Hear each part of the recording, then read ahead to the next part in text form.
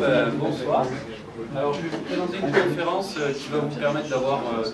c'est une conférence où je présente plein de trucs et astuces quand on fait du dev Android. Ça commence sur l'UX, ça va passer par du dev, on va faire de l'architecture, on va voir quelques prototypes. Et on va parler des librairies pour finir et des bonnes pratiques à mettre en place. Donc ça va aller vite. Au bout de 3 quarts d'heure, j'ai lancé le chrono. On va voter pour voir si vous voulez voir le dernier quart d'heure ou pas. Si les pizzas sont pas là, peut-être que ça va. Voilà. Et je suis très content de la faire ici, cette conférence, parce que c'est un peu mon hog à moi, quoi. Le Android User Group de Toulouse, c'est celui où je me sens le mieux. Donc voilà, je suis vraiment content d'être là. Après, je voulais aussi remercier Pierre, parce que la semaine dernière, il y a un petit mail qui est passé. Bon, ben, au TOG, mercredi. Et puis moi j'ai fait, non, c'est lundi. Parce que mercredi, je suis à Londres. Et là, il a réorganisé tout son emploi du temps pour être là ce soir. Donc, merci à vous. Merci Pierre. C'est parti. Donc, qui je suis? Moi, je m'appelle Mathias Segui. J'ai monté une boîte qui s'appelle Android 2E. Et qu'est-ce que je fais? Je passe mon temps à faire des formations et à plancher sur les nouvelles technologies, enfin, en Android, hein, que ça. Les nouvelles API, tout ça, et comment vous les expliquer le mieux possible en 5 jours.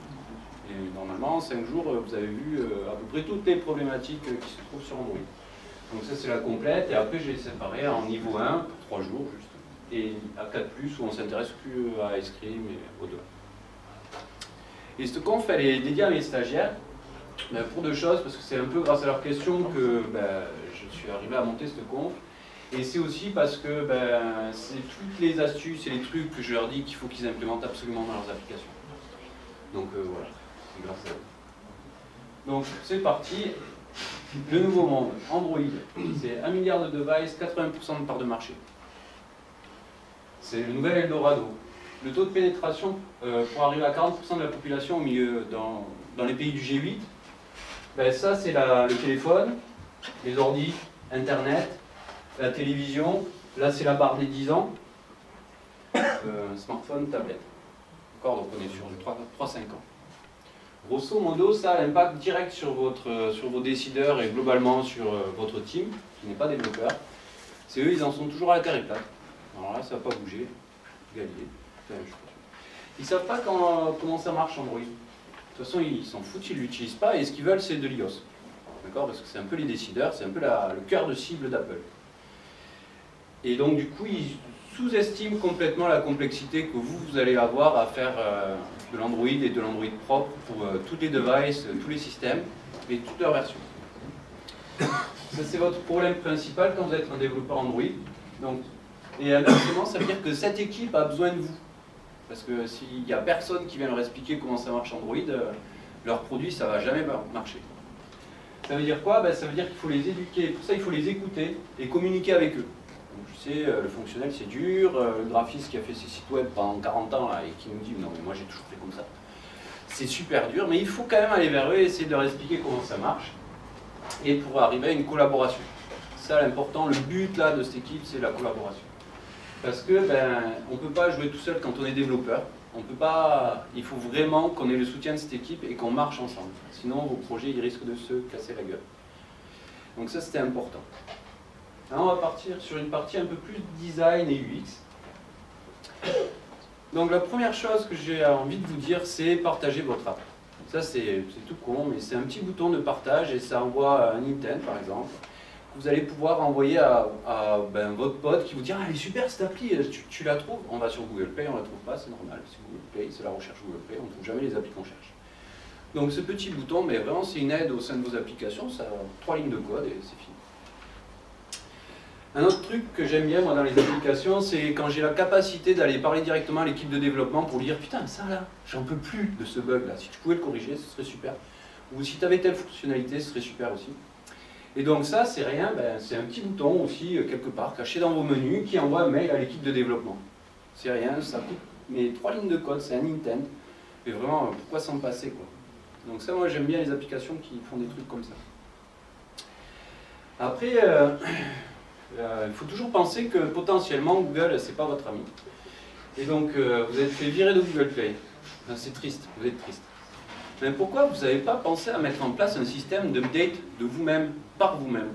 Vous avez déjà l'application qui est distribuée à vos 100 000 utilisateurs. faites apparaître un petit menu qui dit pour mettre votre application à jour, c'est ici. L'utilisateur il appuie, vous lui affichez une petite fenêtre plus ou moins longue, plus ou moins déroulante, pour lui expliquer pourquoi vous êtes obligé de vous passer de Google Play et derrière vous updatez vos apps via vos serveurs pour relancer des APK et puis ça update les apps. C'est pas une brique indispensable. Encore un truc, laissez vos utilisateurs rencontrer votre application. Je déteste les applications qui se présentent à moi comme ça. Ou alors avec un maton qui me demande nom, prénom, date de naissance, numéro de sécurité sociale, est-ce que votre casier est vierge, tout ça. Moi je suis là, oh, je veux pas. Donc quand même, essayez dans vos applications d'avoir un mode découverte. C'est pas d'authentification, pas de paiement, avec des fonctionnalités principales et l'INAP, il va falloir pleurer sur le code à mettre en place. Mais par contre, pas d'authentification, ça ne veut pas dire qu'une fois qu'on a authentifié notre utilisateur, il ne le reste pas à vie. Moi, si j'authentifie quelqu'un, je le garde. Je sais qui c'est, il me l'a dit. Donc je garde authentifié. Je ne vais pas lui demander tous les 3 matins, est-ce que tu es authentifié, est-ce que j'ai oublié quitter. Non, une fois qu'il m'a dit qui c'était, je le garde. Ça, c'est important, ça. C'est vraiment un use case qui est important. Donc, toujours pour l'authentification, pourquoi, nous, de notre point de vue, on sait pourquoi on authentifie nos utilisateurs. Parce qu'on n'est pas des pirates, forcément. Donc nous, on fait le backup et le restore de leur contexte, en particulier de leur data. Et puis, si on a envie de faire des liens entre plusieurs de nos utilisateurs, il faut qu'on les connaisse, parce que sinon, on va avoir du mal à dire connecte-toi à un tel.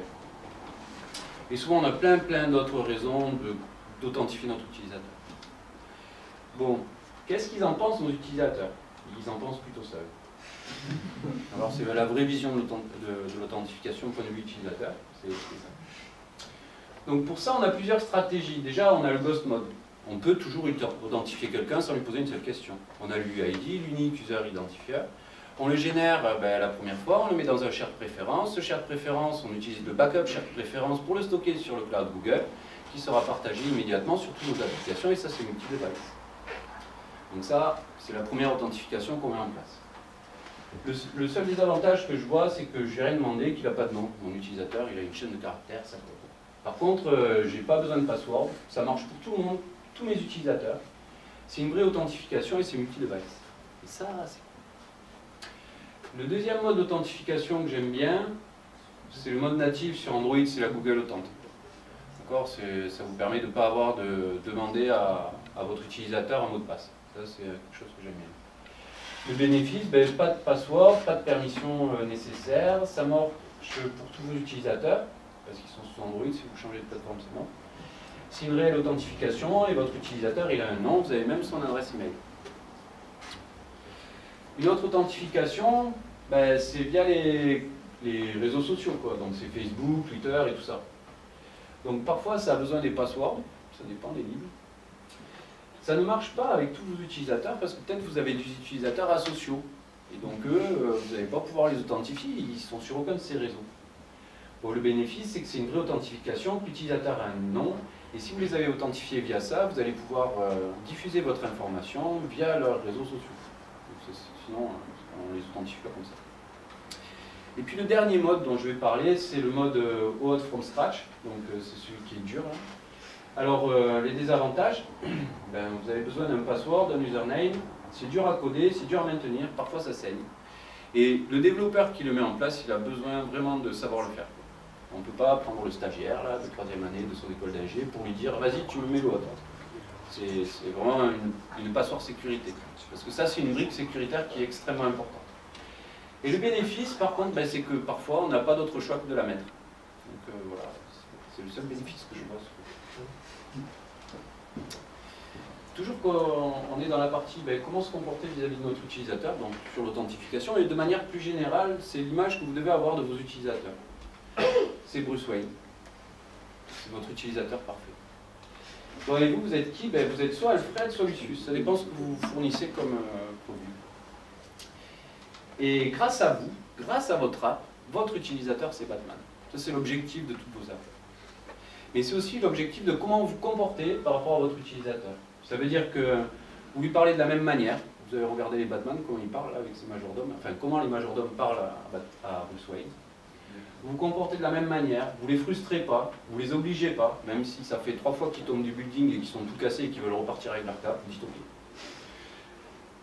Vous êtes à leur service. Il ne faut jamais oublier que c'est ça une application. Vous êtes au service de votre utilisateur. Ça c'est le truc important en fait. Voilà, donc ça c'est tout simplement comment vous vous comportez vis-à-vis de l'utilisateur. On va quitter la partie UX, parce que j'ai tout ce que j'avais à dire, je ne suis pas designer. Et on va rentrer dans la partie dev. Et le conseil que j'ai pour les devs, c'est celui-là. Soyez feignants. Ah, c'est presque un état de pensée quoi, sur Android.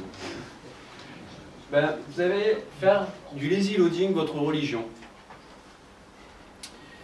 Vous allez charger uniquement ce dont vous avez besoin quand vous en avez besoin. Mais ça veut dire aussi sur les fonctionnalités. Vous allez coder que ce dont vous avez besoin.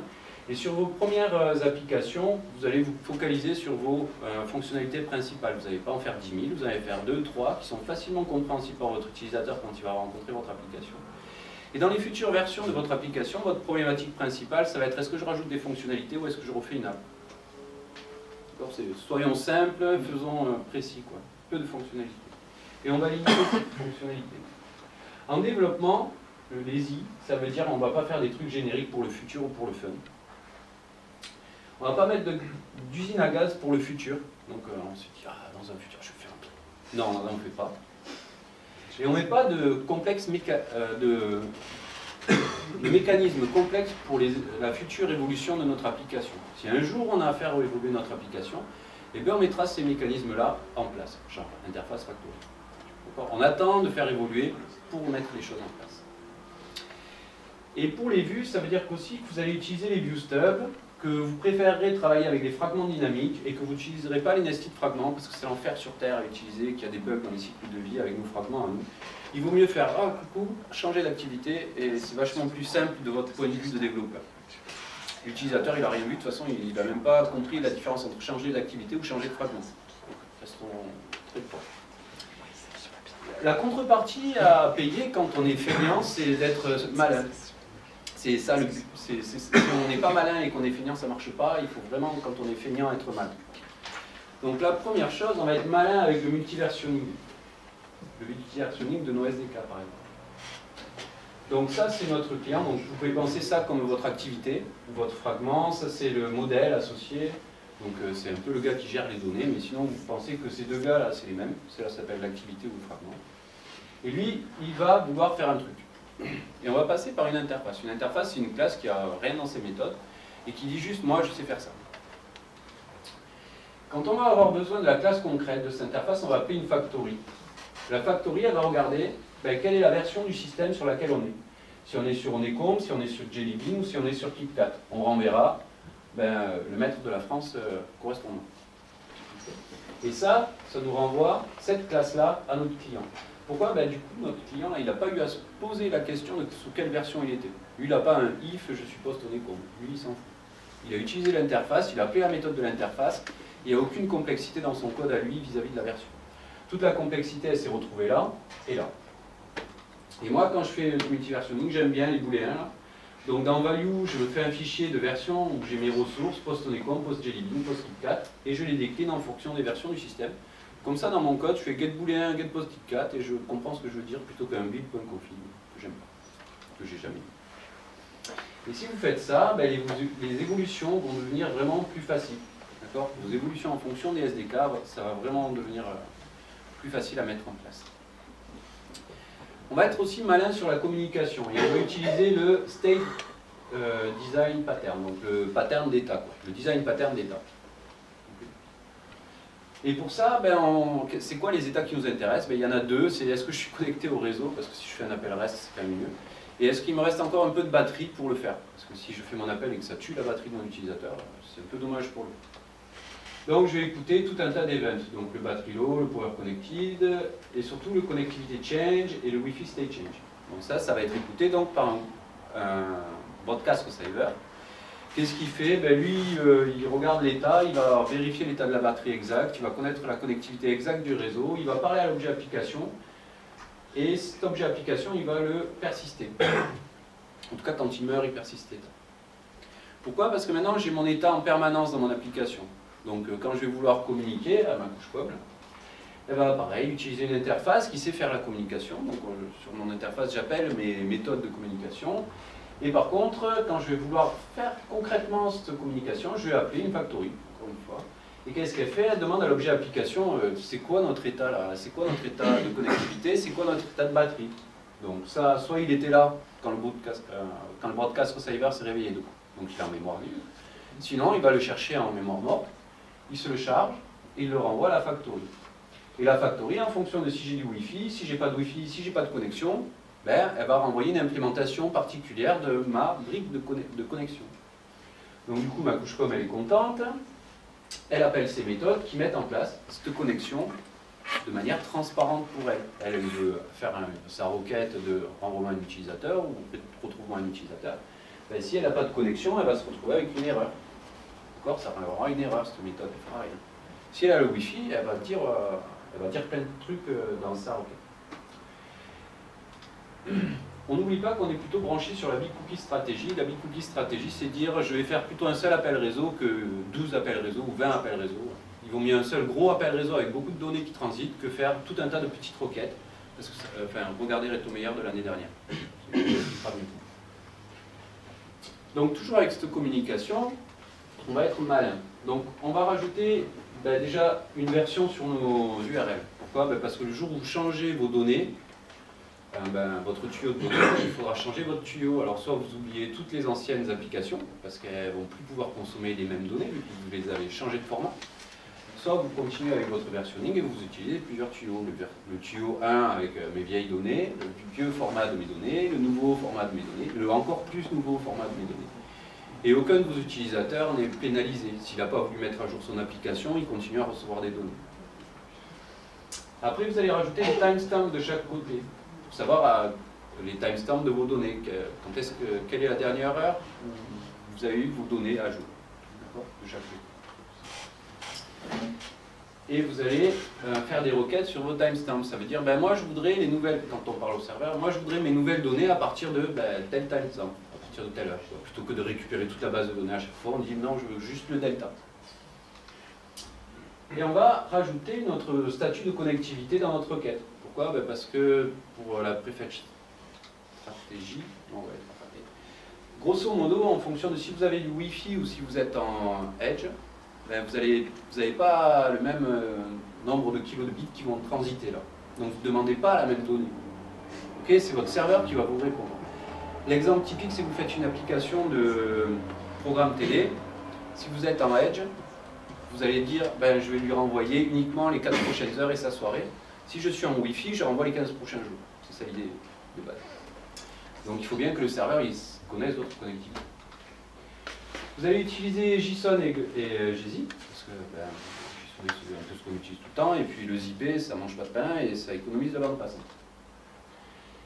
Donc c'est sur le côté serveur que le prefetch donne, c'est ce que je vous parlais là. C'est là où on va dire quel est le volume de données qu'on renvoie à notre utilisateur, enfin à notre client, en fonction de sa connectivité. On utilise la big cookie stratégie. Et puis on n'oublie pas quand même que sur les smartphones, là on est en train de parler de données, de récupération de données. On a une limite forte qui est le SQLite Database Get Maximum Size, qui ne va pas vous permettre de stocker tout ce que vous voulez en base de données. Il faut toujours penser que les bases de données locales, à un moment, elles sont remplies, et vous n'avez pas le droit d'aller au-delà. Donc ça arrive rarement, mais ça veut dire quand même que vous devez avoir mis une stratégie de purge au niveau de votre base de données. On va être malin avec nos fragments aussi.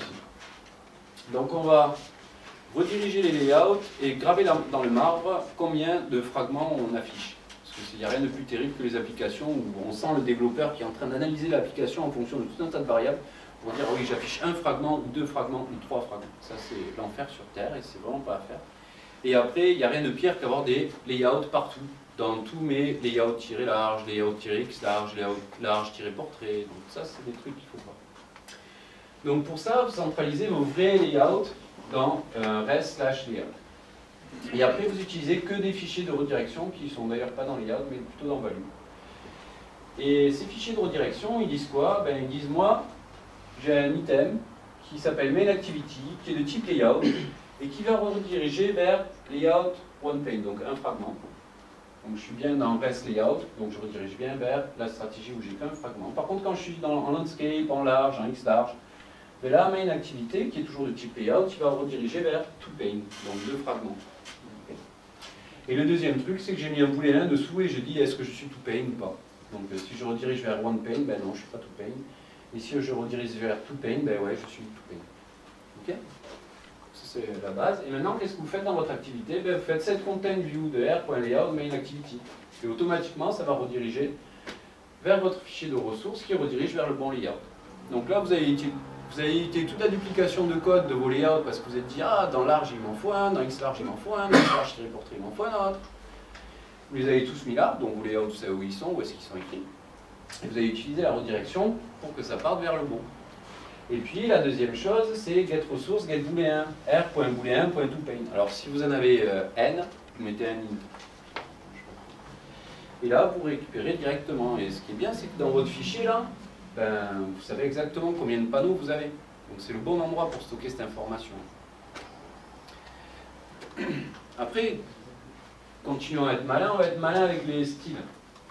Donc l'idée, je sais pas si l'idée, alors ça c'est un truc basique.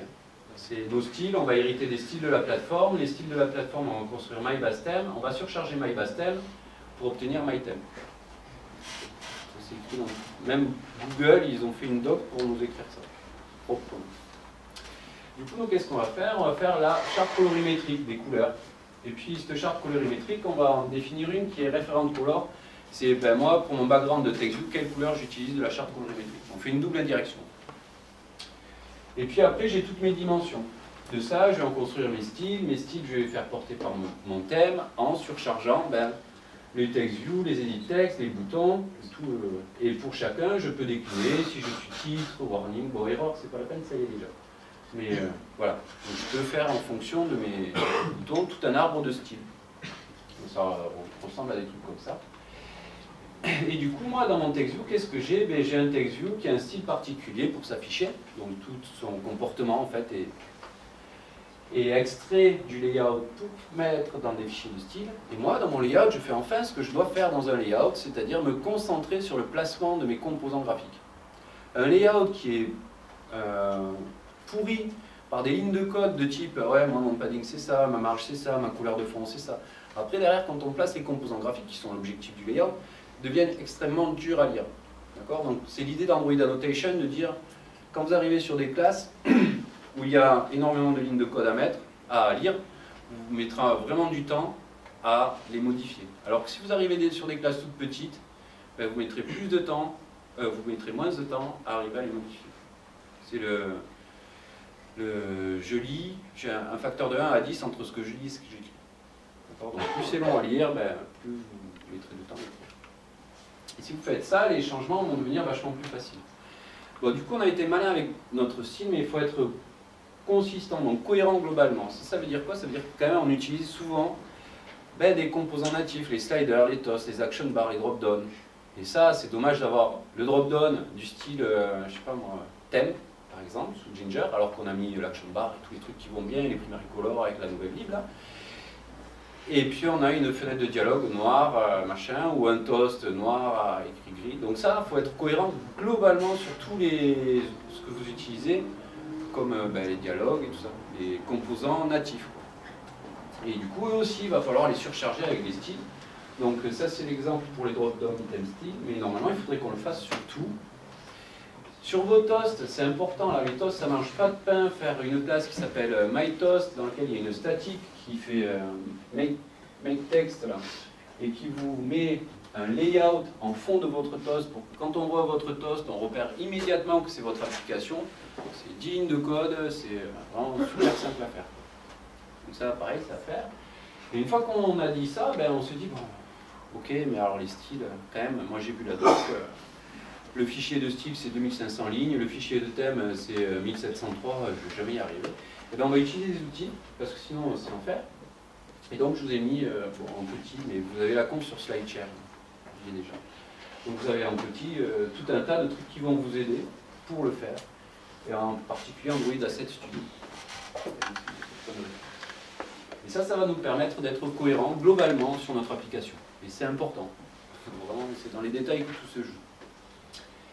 Maintenant qu'on a passé la partie dev, on va passer dans la partie prototype. La première chose que j'ai à vous dire sur les prototypes, c'est protéger les données de vos utilisateurs. Entre les pirates, la NSA, l'ensemble des États européens, le truc qu'on a oublié, le téléphone qu'on a oublié, on s'est fait pirater toutes nos données, tout ça. Donc non, protégez vos utilisateurs. Alors ce qu'il faut faire, donc, c'est crypter. Bon, crypter, c'est bien, mais quand on le fait, 80% d'entre nous, on se vote comme des merdes. Ça veut dire, on a dit, ouais, on a tout crypté et tout, mais en fait, non. Un vrai mec qui sait, qui est basé, un expert sécurité, il arrive sur notre appli, il a des mains.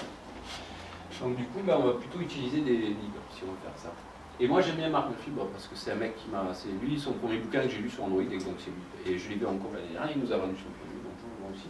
Je pense qu'il est bon, ça s'appelle SQL Cipher, c'est payant, mais bon, voilà. Si un jour vous avez une appli sur laquelle vous devez protéger les données de vos utilisateurs, normalement vous serez à l'étape où vous pouvez payer. Après, la support librairie partout. Donc, il y a 2 ans, là, Adam Powell et, je ne sais plus, j'ai oublié son prénom, ils sont enflammés sur comment on allait faire du parallel activity pattern. Donc en fonction de la version du système, on a utilisé des activities post-onecombe ou pré-onecombe, et puis après les fragments post-onecombe et les fragments pré-onecombe et tout ça, et on répliquait notre code partout. Donc ça, on ne fait pas. On utilise la support librairie partout. Dès que vous avez une fonctionnalité que vous codez dans la support, vous ne la codez plus dans la native. C'est tout. Vous mettez une ligne de code de support, vous supprimez la ligne de code natif. Et vous ne faites pas de if, SDK, machin. Ça, on s'en fout. On fait que de la support. Pas de duplication de code pour couvrir le natif et le support. Dans les prototypes, on va aussi gérer nos exceptions. Et alors pour ça, on va avoir des exceptions managées. C'est quoi une exception managée? Nous, on a des exceptions comme ça en Java. Une exception managée, c'est une exception qu'on va faire un peu grossir par rapport à une exception normale. Et on va y rajouter un booléen, est-ce que tu es managé ou pas? Quel est l'identifiant de ton utilisateur? Bon, ça pareil, c'est un UID, on ne va pas lui donner son nom, on s'en fout. On va mettre quelle est la chaîne de caractères, ou quel est l'identifiant de la chaîne de caractères à afficher comme étant le message d'erreur associé à cette exception dans le bloc qui va bien. Ce n'est pas lié à l'instance of de l'exception, c'est lié à où est-ce qu'elle s'est produite. On va y rajouter des données techniques pour pouvoir la débugger, peut-être des données fonctionnelles, et puis peut-être d'autres trucs si on en a besoin. Donc maintenant qu'on a nos exceptions managées, on va voir l'exception manager. Donc ça, dans notre... nous, c'est notre code. Et parfois, il y a des planètes qui sont à des milliards de kilomètres d'années-lumière l'une de l'autre. Mais pourtant, ça peut péter de partout. Et ça va nous générer des exceptions. On va faire des exceptions managées. Et là, si vous avez des grosses équipes avec pas mal de développeurs, soyez sûr que si vous leur dites « ouais, tu gères tes exceptions, tu fais ça », et bien à chaque fois qu'ils vont arriver dans un bloc catch, ils vont vous dire, donc vous êtes leader technique, ils viennent vers vous, ils vous font, bon, dans mon bloc catch, là, je fais quoi de mon exception? Et là, pour une fois, on a la réponse. On a l'exception manager, et ton exception, là, tu fais exception manager.manage. Et c'est tout. Et tu vois, tous les blocs catch, il y a la même ligne de code dedans. Ça, déjà, j'ai centralisé toute la gestion des exceptions. Ça, c'est un bon point. Puis la deuxième chose, cet exception manager, il a 2 trucs importants à faire. Un feedback sur son équipe de développement et un feedback sur son utilisateur. Donc ça, vous faites comme vous voulez. Et c'est les 2 trucs à faire votre exception manager. Pour continuer dans les prototypes, on va parler des threads. Alors, les threads, c'est vraiment critique. Et votre objectif sur les threads, c'est vraiment de lutter contre les fuites mémoire. C'est un truc vraiment super important. Et dès qu'on fait des threads, c'est possible de faire des fuites mémoire. Donc je vais vous mettre cet exemple-là juste pour vous marquer, pour être sûr que vous l'ayez en tête toujours. Donc quand on est en faire Android, on est sur des activités, puis on veut faire un traitement, on nous dit pas dans la thread UI. On fait ok, pas dans la thread UI, je lance une thread. Donc soit une async task là, soit une thread avec un handler. Donc là j'ai pris l'exemple. Activity, handler, thread. Ok, super. Mon utilisateur il fait quoi? Il retourne son téléphone. Donc je passe en destroy celle-là, et puis j'en ai une nouvelle qui va passer dans onCreate, qui est passée dans onCreate. Donc qu'est-ce qu'elle a fait? Elle a tout recréé. Donc elle m'a remis une thread, et puis avec un nouvel handler, et puis j'ai de nouveau mon moyen de communication, je peux pas réfléchir. Bon, manque de bol, mon vieil thread là, j'ai pas non plus réfléchi qu'il fallait que je l'arrête en fonction du cycle de vie, de mon activité ou des trucs un peu compliqués, quoi. Donc elle est là et ça exécute. Elle pointe donc toujours sur le handler qui pointe toujours sur l'activité. Alors là j'ai deux problèmes. Le premier c'est le garbage collector qui arrive. Il fait ouais toi je vais te garbage collecter là, t'es passé en destroy, tu vaux plus rien. Ok, on arrive dessus, il fait ah mais quand même t'es retenu par ton handler. Ah puis t'es retenu par ta thread, et ta thread est toujours en cours d'exécution, donc je ne peux pas te garbage collecter. Ouais, j'ai fait une fuite de mémoire de la taille d'une activité. Deuxième chose, j'ai lancé deux traitements qui font la même chose mais qui sont désynchronisés. Si c'est des traitements qui sont en train de se faire sur des données, vous êtes sûr que vos données, vous ne savez plus du tout dans quel état elles sont. Donc, okay, donc cet exemple, il est important à avoir en tête dès qu'on a une thread pour se dire ah, il faut que je réfléchisse à comment j'arrête ma thread, et qu'est-ce qu'elle doit faire, et quand est-ce qu'elle doit s'arrêter. Donc pour ça, nous, on va faire la guerre aux fuites de mémoire et on va centraliser la gestion de tous nos threads. On ne va jamais laisser une thread non gérée et on va utiliser un pool executor pour faire ça, faire un executor service.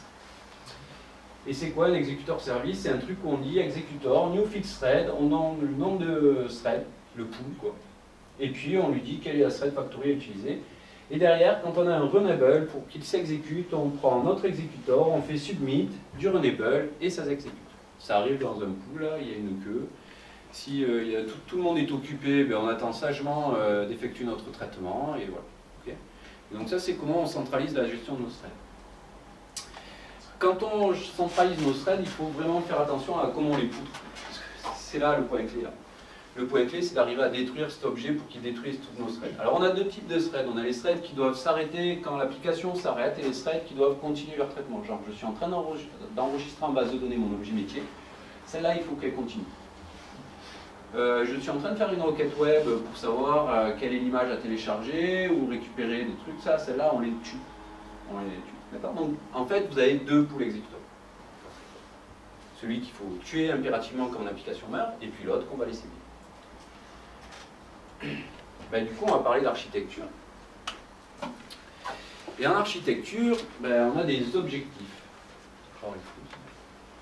Donc quand je suis en foreground, moi, quand mon application est en foreground, je veux vraiment récupérer ben, la puissance du téléphone maximale. Pourquoi? Ben, parce que je suis en foreground, que l'utilisateur il m'utilise, et que tant qu'à faire, autant lui donner la meilleure expérience utilisateur possible.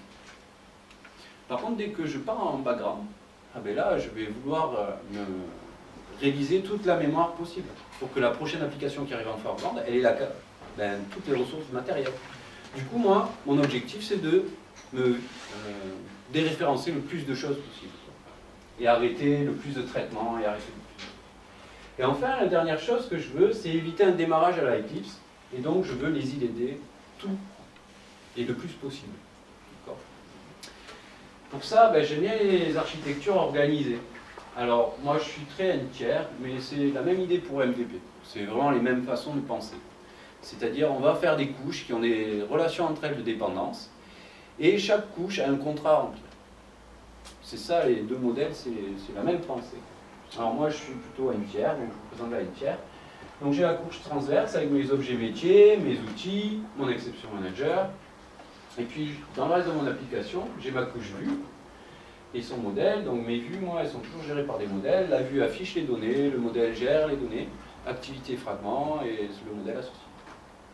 Puis j'ai des services qui sont là pour faire les traitements. J'en ai deux types, j'ai les services Android et puis les services, les bons vieux services comme avant, c'était les Peugeot quoi.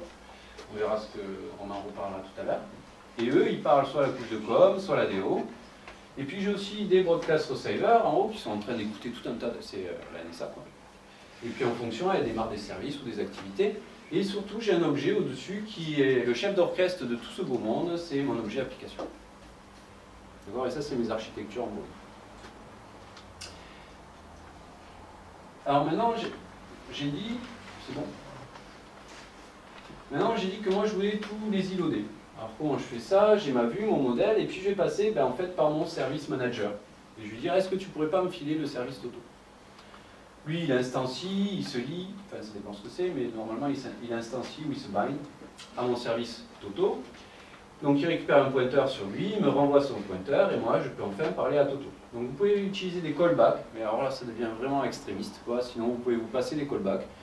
et attendre que la classe soit instanciée ou le service démarre. Une fois que j'ai fait ça, j'ai quand même une problématique de fond, c'est que moi, mes services métiers, et quasiment la plupart de mes services, ils ne doivent pas suivre le cycle de vie des activités. C'est une aberration. Les services, ils doivent suivre le cycle des applications, le cycle de vie des applications. Donc ça veut dire que cet objet-là, il ne doit pas dépendre de mes activités, mais il doit dépendre de mon application. Et c'est quand mon application meurt que lui va pouvoir mourir de sa belle mort.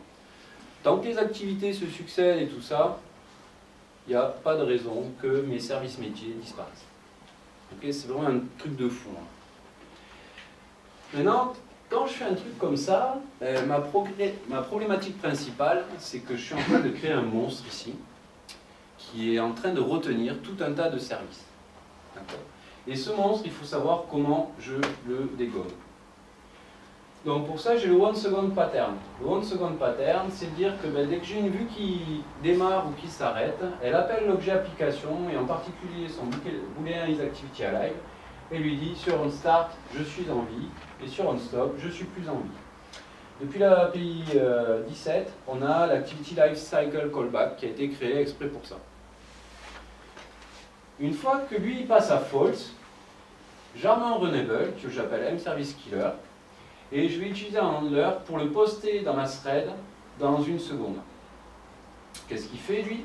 Une seconde plus tard, il regarde si le boolean isActivityAlive est toujours à false. Ça veut dire que je n'ai pas eu une succession d'activités. Je suis vraiment parti. Une seconde plus tard, on peut considérer qu'il n'y a plus aucune activité, que l'application est morte. Pourquoi c'est important ça? Parce que s'il faut, vous avez instancié des services Android. Et vos services Android, tant qu'ils ne meurent pas, votre objet application ne meurt pas non plus. Donc on attend vraiment de savoir si nos activités, il y en a affichées à l'utilisateur ou pas. Et donc on attend une seconde, et s'il n'y en a pas, on appelle sur le service manager sa méthode unbindAndDie. Qu'est-ce qu'elle fait? Elle stoppe tous les services Android, elle déréférence tous vos services POJO, et elle prend le pool exécuteur, là, les exécuteurs services de tout à l'heure, et elle les démate. Elle tue toutes les threads dedans. Okay, et ça, c'est la méthode unbindAndDie de votre service manager. Une deuxième, et donc le service manager part, et donc votre application peut être enfin garbage collected. Un deuxième truc qui est important, donc en fait là vous êtes parti dans le LRU cache, vous n'êtes pas vraiment mort. Un deuxième principe de release, de libération mémoire important, c'est quand le système il vous appelle pour en low memory sur votre objet application. C'est le deuxième moment où on s'affole.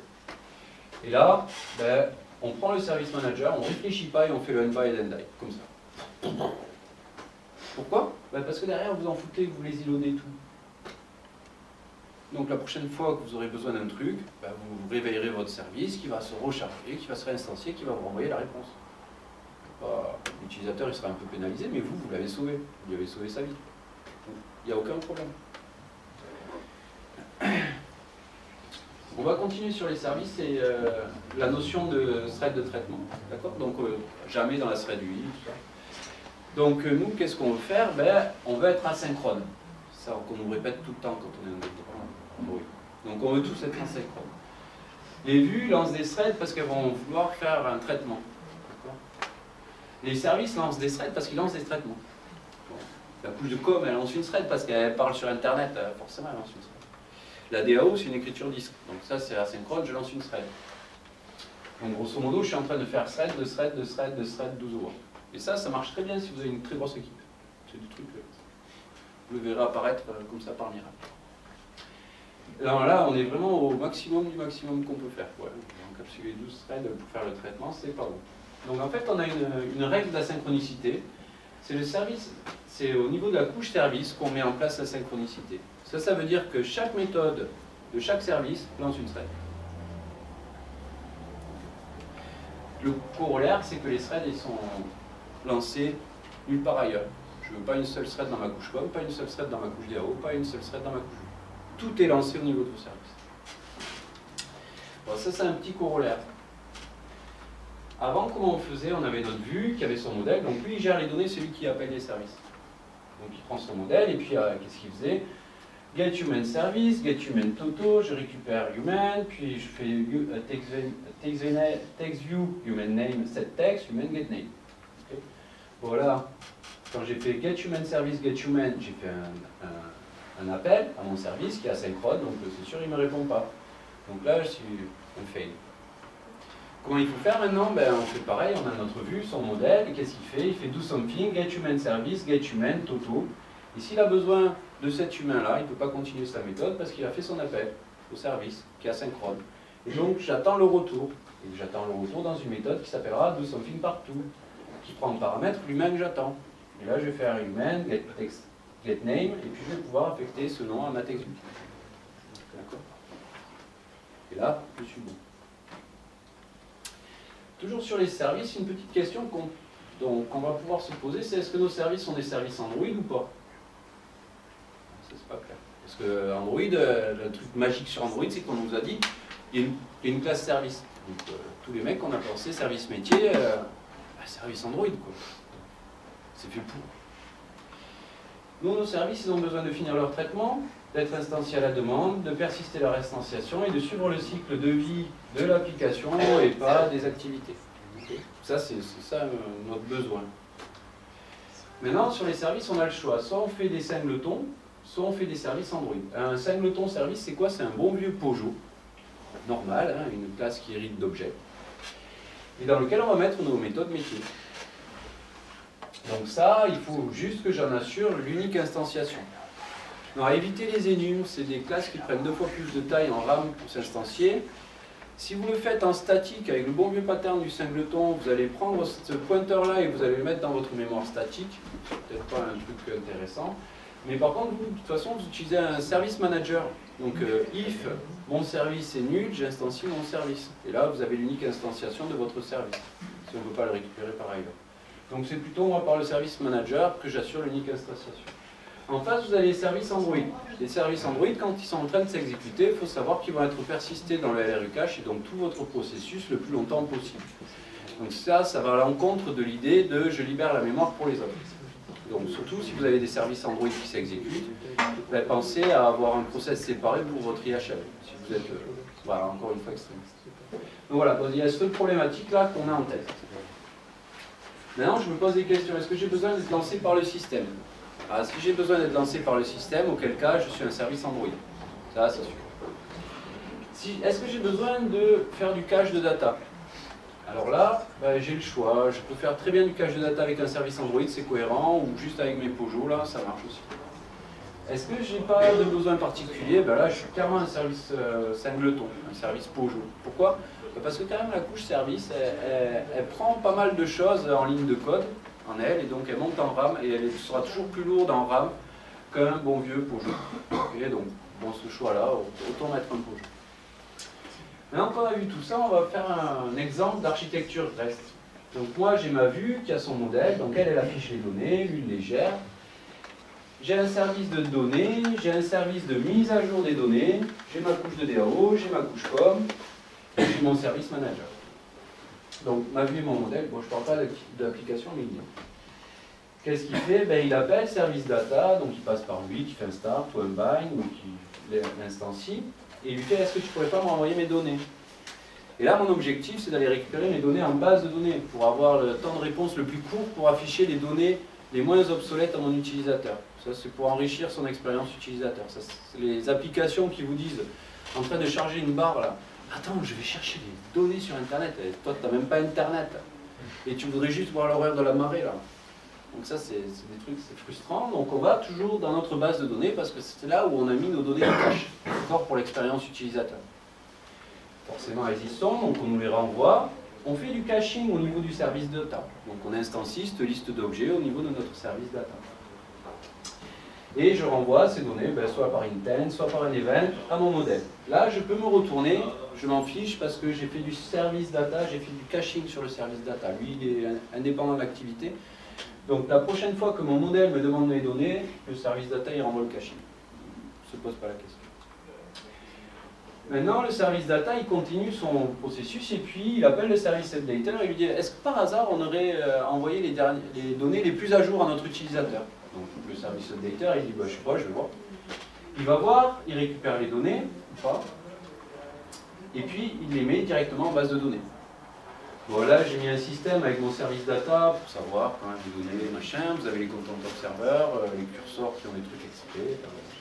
Où vous envoyez des events, où vous utilisez des intents, bref. Service data est au courant qu'il y a de nouvelles données. Donc lui, il met à jour son cache. Et puis il renvoie les données au travers de l'intent ou de l'event au modèle qui se met à jour. Okay, donc ça, c'est juste une architecture REST de base. Je fais le second slide et je vous pose la question. Maintenant, on peut se poser la question de comment on va mettre à jour ces données. C'est quoi notre stratégie de mise à jour, quoi, parce que l'objectif, c'est que l'utilisateur ouvre notre application et on a déjà les données à jour. C'est quand même ça notre objectif ultime. Bon, le truc, c'est qu'il n'y a quand même que notre serveur back-end qui est au courant de quand est-ce qu'il y a de nouvelles données. À part lui, personne. Du coup, ce serait intéressant que ce soit lui qui puisse prévenir nos devices. Alors pour faire ça, on va utiliser Google Cloud Messaging. Donc on va envoyer un post à Google Cloud Messaging en lui disant est-ce que tu pourrais me prévenir la liste de ces terminaux suivants? Donc Google Cloud, là, il push les messages. Nous, on lui a mis le payload, notre token, avec son timestamp. Ça part sur nos terminaux. Ça remet un broadcast au saver, qui est tout content, qui appelle le service updater et qui lui dit on a les nouvelles données. Et il les stocke en base de données. Et là, on est à jour. Et si vous regardez le slide juste d'avant, l'expérience utilisateur, là, elle est juste super. Bon, on a un petit problème. Google Cloud Messaging, parfois, ça rate à délivrer les messages. Okay, donc, il va falloir faire ceinture, bretelle. Vous avez qu'à vous dire que votre backend serveur, il envoie un message à Google Cloud Messaging toutes les 6 heures. Si vous ne l'avez pas reçu, c'est que vous n'êtes pas à jour. Donc, c'est à vous d'aller demander concrètement si vous avez de nouvelles données. Donc, la question, est-ce que vous voulez le chapitre librairie? On est presque à la fin, il manque 10 minutes, je pense. On a un levé? On a 45 Moi, je suis pour. L'unanimité a gagné. Allez. Bah, vas-y. Ouais. Alors, sur les librairies, la problématique du choix, c'est quand même une problématique principale. Donc, utilisez les librairies parce que vous en avez besoin. Pas pour le fun, parce que cette librairie, elle est trop super. Non, on s'en fout. On veut vraiment une librairie parce qu'on en a besoin. C'est vraiment un vrai besoin. Moins vous aurez de librairies sur votre projet, mieux vous porterez. Et puis, choisissez-les vraiment avec précaution parce que c'est critique. C'est un peu comme les threads, quoi. Si on prend n'importe comment nos librairies et qu'on n'étudie pas les trucs, on a des forts risques de se planter. Donc, comment choisir? Bon, vous n'utilisez pas des librairies qui utilisent des annotations en runtime. Celles-là, elles ne sont pas faites pour Android, on les vit. Même parce que ça ne marchait pas bien avec Ice Cream, ça s'est amélioré depuis, mais de toute façon, une librairie qui n'est pas basée là-dessus, c'est qu'elle n'est pas faite pour Android. Donc elle dégage. Une librairie, une fonctionnalité, un objectif. Et donc là, on se pose la question d'Android Annotation. On ne va pas faire, donc toujours dans cette même idée, on ne va pas faire des librairies qui font tout et dont on utilise 1%. Genre, si on pouvait se passer de Google Play Services, on le ferait. On ne va pas utiliser des librairies non maintenues. Si on peut copier, coller la librairie dans notre projet et faire que ça marche, ça c'est super. Pourquoi? Parce que ça veut dire qu'on peut la gérer, cette librairie. D'accord? Qu'elle n'est pas trop compliquée, que ce n'est pas une usine à gaz incompréhensible avec des instantiations partout, qu'on ne va pas jamais savoir pourquoi. Donc si on peut faire ça, c'est super. Ça veut dire qu'on peut avoir confiance en cette librairie. Son niveau de complexité est abordable pour nous. Bon, on ne va pas le faire. Hein. Bon, on n'est pas fada, il y a GitHub qui est là pour ça. Donc le mec qui a fait sa librairie, il va continuer à vivre, on va le remercier, tout ça, et il va s'occuper des bugs à notre place. Quelques pistes pour choisir. Un square. Donc vous avez Dagger, Auto, Picasso, Phrase, OK HTTP, Retrofit, Sysmic, Wire, Spoon, Retrofit. Ah non, j'ai déjà dit. Non, alors, c'est qui que j'ai raté? Beaucoup. C'est pas lui là. Voilà. C'est un robot électrique? Alors c'est Robotium. C'est quoi la librairie de test de Square? Bon bref, on vous dira ça à la pause. Vous pouvez utiliser les Google Play Services. Bon, alors les Google Play Services, c'est super, ça fait des trucs super. Mais des fois, quand ils augmentent leur version, d'un seul coup, il y a des méthodes qui étaient là et puis elles n'existent plus. Alors on ne compile plus, ça c'est vraiment la loose. Spoon, rien à voir avec ce qu'on cherche. Et parfois, ben, il y a la même fonction, mais elle n'a plus les mêmes paramètres. Donc ça ne marche plus non plus. Et parfois, ben, il y a toute la librairie qui a disparu, ou parfois elle s'utilise autrement. Moi, j'ai commis l'erreur de mettre à jour ma Google Play Services avant une formation. J'avais tous mes projets Google Play Services qui ne marchaient plus. Et donc, je fais non. Et donc, à chaque pause, j'étais en train d'essayer de voir pourquoi. Ben, par exemple, le G-Drive, ça m'est arrivé là hier. Enfin, la semaine dernière, j'ai une formation, je suis à Orange pour former les gars. Bref. Je mets à jour cette putain de librairie. Et bien, Google Drive, ça ne marchait plus. Je l'ai mis à Google Drive, je l'ai mis en septembre, hein, le code.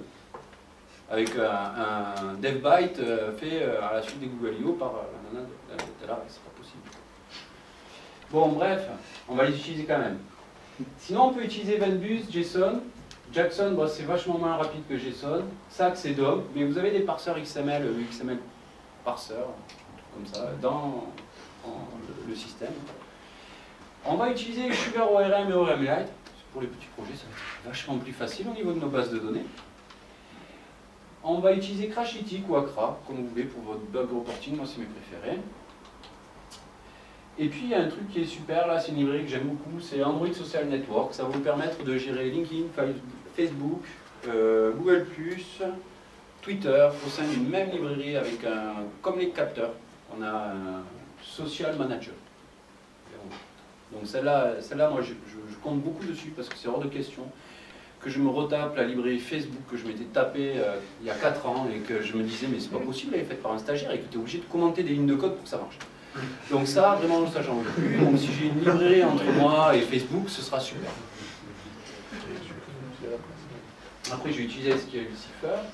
Et puis, j'ai une librairie que j'aime bien, c'est une librairie haptique. Donc ça, c'est les trucs qui vous font bouger, qui vous font des retours sonores et des retours vibrations. Et qui sont excellentes en expérience utilisateur. Donc, n'hésitez pas à aller la voir. Vous avez une communauté des projets libres, des projets de GitHub sur Android, là, sur Google+. Donc ça, elle est pas mal. Vous avez tous les nouveaux projets qui arrivent dessus. N'oubliez pas, Genymotion est là pour vous aider. Ici, Genymotion. Donc ça, c'est un émulateur. Ça remplace l'émulateur natif d'Android qu'on démarre le matin, qu'on va partir prendre un café, qu'on revient, qu'on regarde dans la DDMS si c'est bien linké, parce que sinon on va reprendre un deuxième café. Ah ben bon, voilà, Genymotion ici.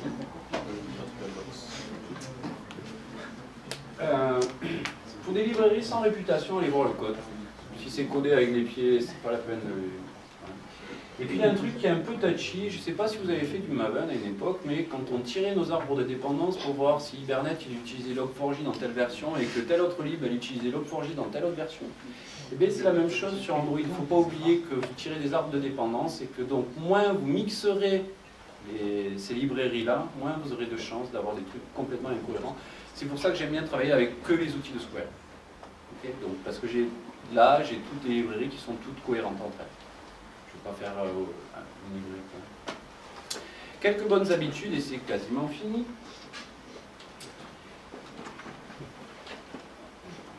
Alors, on va migrer sous Android Studio, avec Gradle.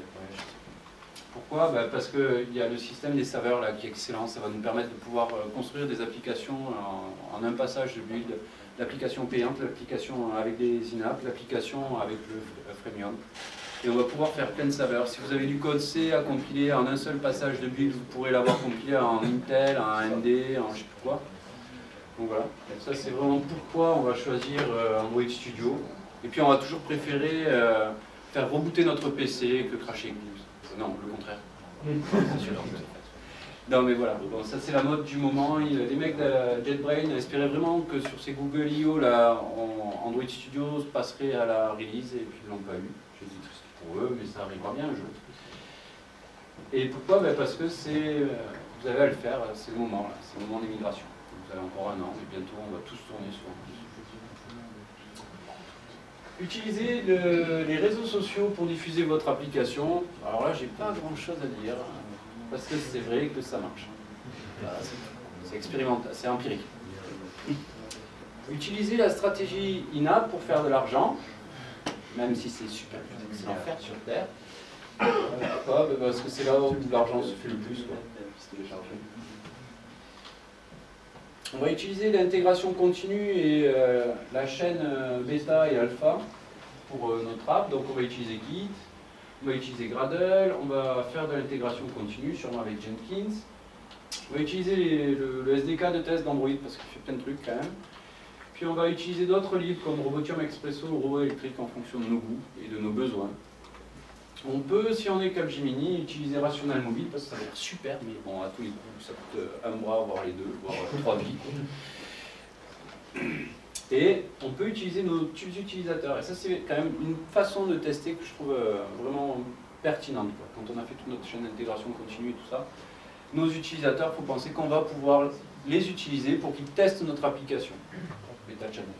D'ailleurs, il y avait une conférence au top très intéressante de Julien sur le testing qui doit encore être. Ah oui, c'est vrai, il a fait ça. Il avait fait une conférence sur le testing. Et pourquoi? Parce que tester, c'est critique sur Android. C'est vraiment un sujet extrêmement important. D'accord? Vous ne ratez pas sur vos tests et ne les oubliez pas. Après, on va faire encore un truc, c'est on va connaître ce que fait notre utilisateur. Ah, ça, je sais, ça nous gêne. Hein. Nous, on est là. Ouais, on veut tous être hippies. Ouais, okay. Pourquoi? Alors, déjà, on va utiliser des outils pour faire ça. Google Analytics Tracker, Flurry, AppSee ou AppSalar. Si vous voulez lire une petite histoire qui m'a beaucoup plu, vous pouvez aller là. C'est une histoire sur le A/B testing et quelle stratégie de navigation on va mettre en place au niveau de nos utilisateurs. C'était vraiment très intéressant. Et pourquoi on va faire ça? Parce que comprendre nos utilisateurs, c'est la clé du succès et qu'il faut être clair entre nous. En tant que développeur, en tant que chef de projet, en tant que chef fonctionnel ou je sais pas, donneur d'ordre de je voudrais telle application pour les utilisateurs. On se vote tout le temps sur les besoins d'utilisateurs. On est incapable de savoir ce que nos utilisateurs attendent. Et donc le seul moyen, c'est de regarder ce qu'ils font. On n'a pas d'autre choix. C'est vraiment un truc que c'est comme ça. Et maintenant que vous en êtes là, vous avez enfin mis en place un cercle vertueux de fou. Donc build, deploy, user feedback, learn, improve. Et là, vous êtes prêts pour le succès. Alors sur Android, le succès, ça va aussi passer par rester informé tout le temps parce que les choses changent super vite. Ok, donc vous avez, pour ça, pour vous aider, vous avez ces gars-là qui parlent tout le temps sur Internet. Vous avez les DroidCon, les TOG, les Android User Group. Vous avez les DevBytes qui sont super, c'est des tutos de 8 minutes pour vous apprendre un truc particulier. Enfin voilà, restez informés parce que sinon, vous allez vite être dépassé. Voilà.